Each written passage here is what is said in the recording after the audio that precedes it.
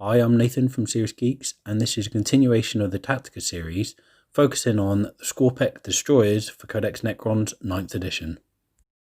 Having a look at these brand new models, I think a lot of people put them into their army lists just because they got it from the Indomitus box set, but also they are a great concept and they look amazing. They're very cosmic horror and have a bit of a Lovecraftian vibe to them, in that they are these giant otherworldly horrors that are built to destroy humans. So I think they're quite a popular unit, so it's definitely worth doing a Tactica on them. As always, the best place to start when you analyse a unit is with the stat line. Taking a look on the screen now, you can see they have a really hefty movement value of 8, which is very good in this game. They have weapon skill, ballistic skill 3, which is kind of what you'd expect. Strength 5, toughness 5, 3 wounds and 3 attacks, all of which is quite good. They have the standard Necrons Leadership 10, and they have a 3-up armor save. Leadership 10 does have a bit of utility. It means that if they suffer 1 or 2 casualties, they are very unlikely to run, if not impossible. You have to suffer a minimum of 5 deaths in 1 turn to actually lose a single model, which is pretty good. The unit can only be in 3 to 6, so you've at worst got a 1 turn chance of this ever happening, and you have to roll a 6 for it to happen, so it's pretty good. Obviously, there is a little bit of room here for certain units and abilities that might lower the leadership, but that is an as and when sort of situation, and it's not something you can really plan for, and I wouldn't worry too much about it anyway. This unit is tough, and it is small in number, so I doubt it will be targeted for leadership debuffs anyway, because it's going to have a very negligible effect on them. There are, of course, some leadership-based attacks that are in the game, but most of them will struggle to do a lot of damage to this unit, again because of the high leadership value of 10. So they're a fast-moving unit with high strength and toughness, and they are quite competent in close combat with a weapon skill 3+ and 3 attacks each. Looking at their weaponry, they are limited to close combat melee attacks, so you know that that's where they're going to be focused, and the weapons are actually pretty good. Hyperphased threshers, which are taken on a 2-to-1 ratio in this unit, and they are damage 2 each. Strength user, which wouldn't necessarily be good, but they're a strength 5 unit, so it doesn't matter, and they're essentially power swords in that regard with a mastercrafted aspect, but also provide an additional attack. So basically they are a really potent close combat weapon, because you're going to get 4 attacks per model with a hyperphased thresher. The 1 in 3 choice weapon, which you have to have, is a Hyperphase Reap Blade, which is Strength +2, -4 AP, which is very nice. It's going to cut through power armor, particularly Gravis armor, and it's 3 damage, so you'll be doing quite a lot of damage. This weapon is your go-to weapon when you want to cut through heavy infantry or elite heavy infantry such as Custodes, Gravis armored troops, even Terminators, and also they can do a number on vehicles with that damage 3. The last aspect of the datasheet to review are the abilities. Living Metal, common to Necrons with multiple wounds, is quite a useful little tool. It will heal 1 model in practice, because you're only going to have 1 wounded model per turn anyway, and it will heal that model 1 wound at the beginning of your command phase, which is very nice. Command protocols, which gives them access to the support from command protocols, which I'm not a big fan of, if I'm honest. It can help Skorpekh Destroyers in some aspects, but that's another video for another day. In short, it's not really the best rule set for Necrons. It can help certain armies, in particular armies that have a focus on hordes of Necron warriors, as well as some of the support units. Your Skorpekh Destroyers will be an attacking element, so they're not really going to necessarily be in range of a character to take advantage of it. And if you've got a noble in your army that is leading the force, you might not really have much use for the command protocols on your Skorpekh Destroyers, unless it's an aggressive noble who's getting stuck in, which pretty much leads to the command barge. Apart from that, they have reanimation protocols. I mentioned in my reanimation protocols video how it is terrible for models and units such as Skorpekh Destroyers. However, it's there. You never know, you might have 1 or 2 models resurrected in a game. That will help. It's better than nothing. Lastly, standard destroyers. Special rule, hardwired for destruction. Each time a model in the unit makes an attack roll, reroll a hit roll of a 1. That is very handy. It basically means that the unit has a little bit of autonomy away from character support, and it gives them a bit of reliability, which is what most people want for a heavy elite unit. So we look at the stat line, we look at the speed of the unit, we look at the weaponry and we look at their abilities and special rules, and we know that this unit is very obviously going to be one of your shock troopers for getting close into the opponent, taking objectives and killing models. Distraction Carnifex is an internet meme and potentially can be used for Skorpekh Destroyers. People are going to target these when they're running at them over other units that might be holding your objectives and scoring you points. So very much worthwhile in a 3-man unit just for that reason alone. There is a place for large units of Skorpekh Destroyers. People would often say don't take units of 6 because that creates a problem when it comes to blast weapons. I don't think many blast weapons are going to worry this unit because weapons that are blast are generally low strength or they should be firing at other things, and you score your points with your Necron Warrior units. If you've got squads of 15, 20-man Necron Warrior blobs sitting on an objective and you've got 6-man Skorpekh Destroyers rushing forward, your opponent's going to have to make a choice of which one to target, which means he either attacks your Skorpekh Destroyers, which are dangerous, just to take advantage of a blast special rule, or he goes for your Necron Warriors, which are actually going to win you the game because they're going to be scoring the victory points. Don't worry about the 6-man in the Skorpekh Destroyers unit. Blast weapons are not going to be that much of a threat to you, and if anything, you can take advantage of target saturation in that regard. And the movement rules where you have to keep units above 6 within 2 inches of at least 2 other models in the unit, that's not really going to affect things either. It's fairly easy to do and it's not something to worry about. Seriously, take the unit in 6 and don't worry too much. If that's what you want for a close combat force, add them in. So looking at their most obvious role, they're going to be assaulting the opponent, they're going to be moving towards an objective, taking it off the opponent by killing the models that are on it, and they're potentially going to be carving into the rest of the opponent's army in their deployment zone while you move in and hold those objectives. Firstly, we'll look at what else they can do. Do they have character support? And the answer is yes. Destroyer Lords, either Locust or Skorpekh, will support Skorpekh Destroyers quite nicely. Both of these have quite a lot of toughness and durability. Both of them can bring some decent killing power to the table, although I wouldn't say it's amazing, it's just quite good. Largely because they have a weapon skill 3+ functional.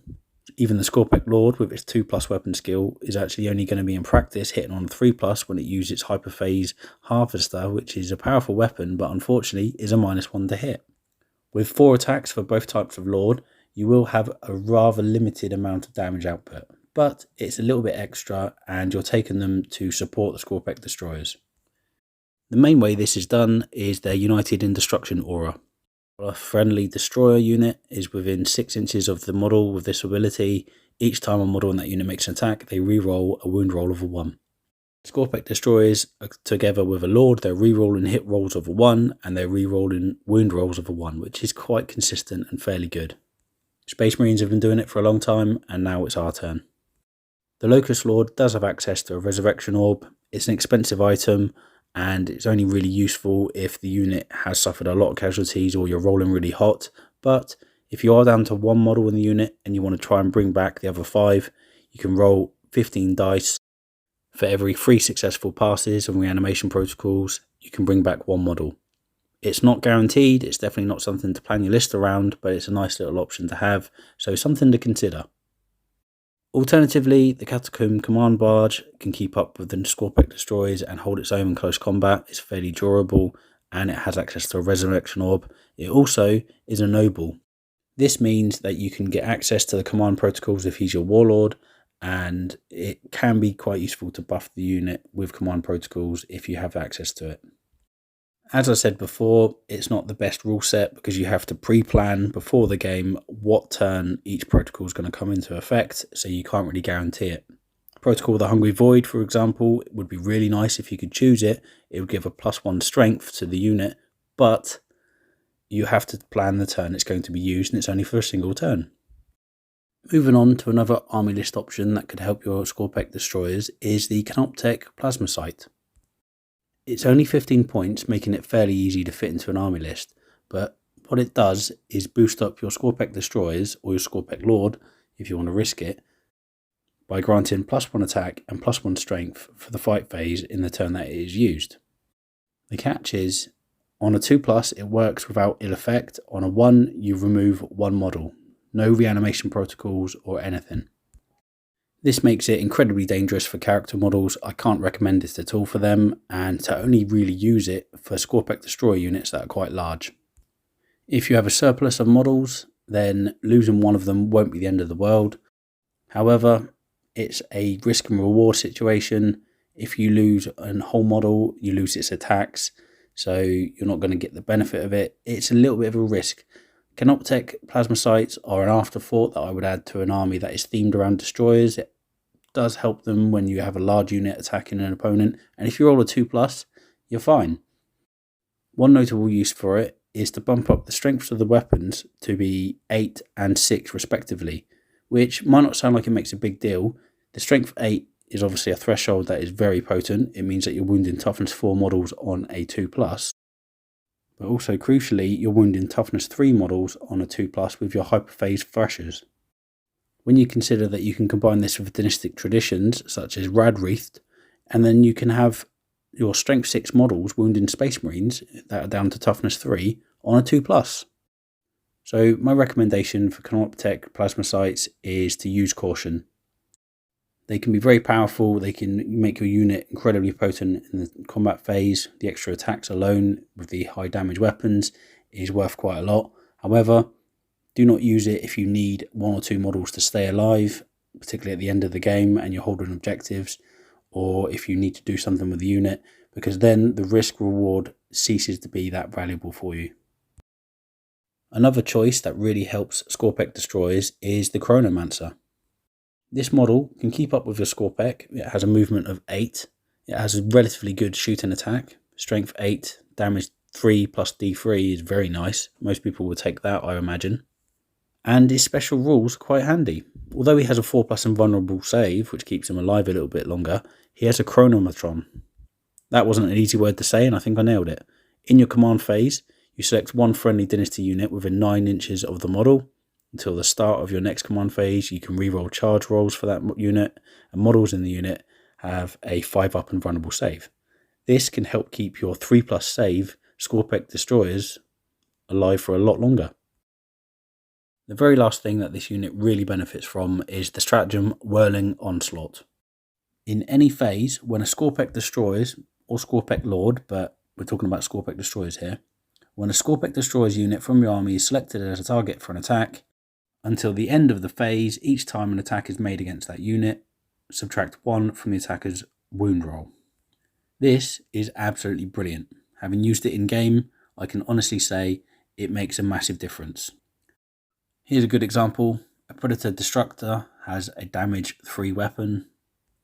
It's multiple shots, it's -1 AP, it's fairly dangerous, it's wounding you on a 3+. You pop this, you're now only wounded on a 4+, and then you have a 4+ save, which gives you quite a good chance to survive multiple shots. Where this really works is against bolters. Massed amount of bolter shots or assault intercessors charging into you, wounding you on 5+. You might think they might be able to torrent you down, just overwhelm you with the amount of damage they can give you. You pop this and they're only wounding you on a 6+. Again, that's very tasty. It keeps the unit alive for a lot longer. That, combined with living metal, means that the unit is going to be very difficult to take out. In fact, because of Whirling Onslaught and the Chronomancer, I heartily recommend taking units in squads of 5 to 6. This is because you're taking advantage of 2 special rules that only affect 1 unit at a time. If you have, say, 3 units of 3, you're only going to be able to help 1 unit at a time. Of course, you can help 2 different units with the 2 separate rules, but you're not emphasizing survivability in any particular way for all of the units, and the opponent could just go for the 3rd unit. Again, that's not to say I don't think 3 units of 3 is out of place. I think you can make a lot of ground with an army such as that, because you're going to be rushing them forward, and which unit does the opponent target, it's going to be quite difficult. But you're going to lack a little bit of killing power depending on which unit is still alive by the time they reach the opponent. It's more of a set sort of army. If you're not going for a destroyer themed army and you want those as your attacking elements to act as a bit of a distraction and target saturation for your other units, then that is perfectly valid.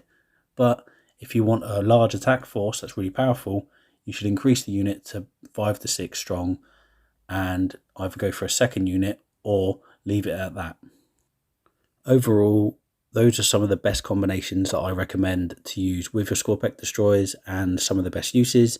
Please let me know what you think in the comments below. I think it's a great unit to use. I think they are very powerful on the tabletop and a great focus for a Necron army. Necrons have often been a medium range shooting army. They've had like a phalanx of warriors and immortals, maybe some Lich Guard in the middle. They've lacked real attacking elements for close combat, and now they seem to have that. That's all from me today. Please like and subscribe, help me grow the channel. Please comment below, let me know what you think about the Skorpekh Destroyers, and I'll catch you all soon. Peace out.